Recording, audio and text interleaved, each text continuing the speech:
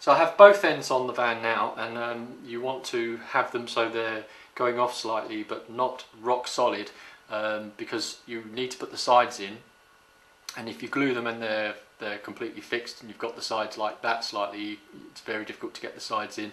Again, you don't want them too much flaring out like that, so you want them as square as you can get them, but with just a little bit of flexibility to move the sides in. So what I normally do is give it 5 minutes so the glue is nearly set but not quite, and it enables you to drop the sides in and glue the sides and get the whole thing square as it finally goes off.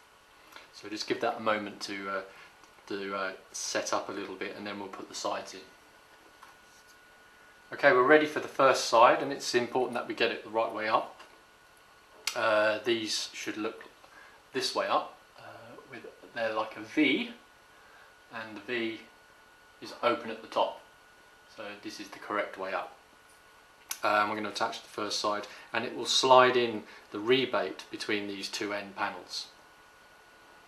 Okay, so I've lined it up and put a little drop of glue on each side, and now I'm just going to hold the two end panels in to hold that side in position as the very small spots of glue that I've put on it just start to set up.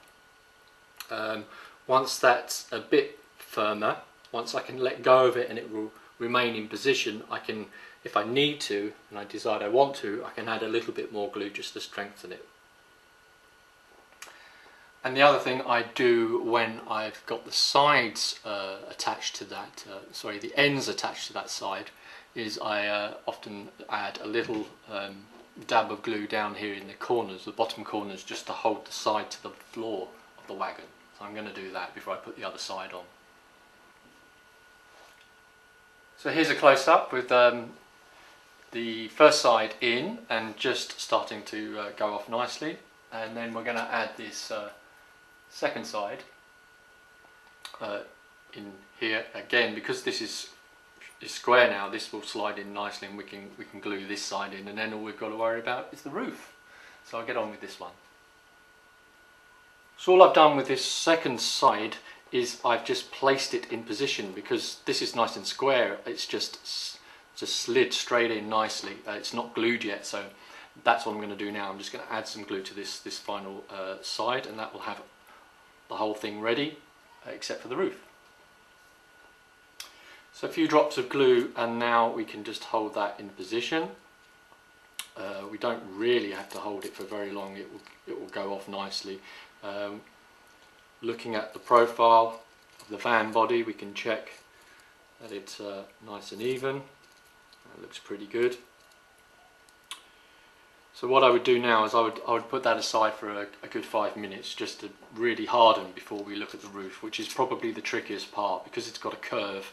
We're going to need to first of all test fit it, check the curvature, and possibly clean it up a little bit more, because I'm seeing some unevenness on the edging at the ends there, which we might need to deal with, and then we'll fit the roof. And apart from dropping the wheels in, that's all we need to do.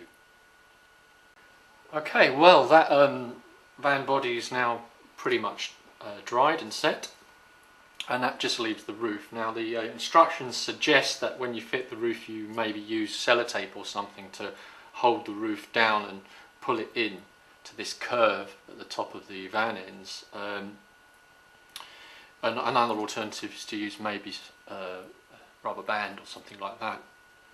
The main thing to start with though is just to put a couple of spots of glue on the roof and van, and put them together and just centre the roof up to start with. So that's what I'm going to do first, is just get it on there, get it roughly centred up. We can always then invert the van, and where the roof line joins here, we can just add a very thin bead of glue all the way down. That will soften it and join the van and the roof together. So first job is just to get that positioned on there. So I have that on there now, and I'm just holding it in position while the glue starts to set up. Once that's dried and you can move the van body without the roof just falling off, I can have a bit of a closer look at the join lines to see if there's any obvious gaps that I need to sort out. So I'm just going to give that a second just to start to harden. So there we have it, pretty much finished. All I need to do now is to pop the wheels back in and we'll see what it looks like on the track. So there it is, one finished wagon, very easy to do. I really hope that this little demo has inspired you to have a go at doing some simple kit builds if you've never done them before. Most of the time is taken up with waiting for glue to dry, so it does make sense to do several at once, and you can let one dry while you're working on another. The cost of this kit is about I think £4 or £5, but maybe even less actually. I think I bought 5 for £15. All this would need now would be transfers, if you wanted to put transfers, and paint. For LMS numbers, Model Master transfers would be the best, and that's MMT571 for LMS wagon lettering and numbers. Or obviously you could obviously you could also put Midland Railway or British Railway numbers on it. But it's a good kit, and it's a good fairly simple construction. Anyway, thanks for watching.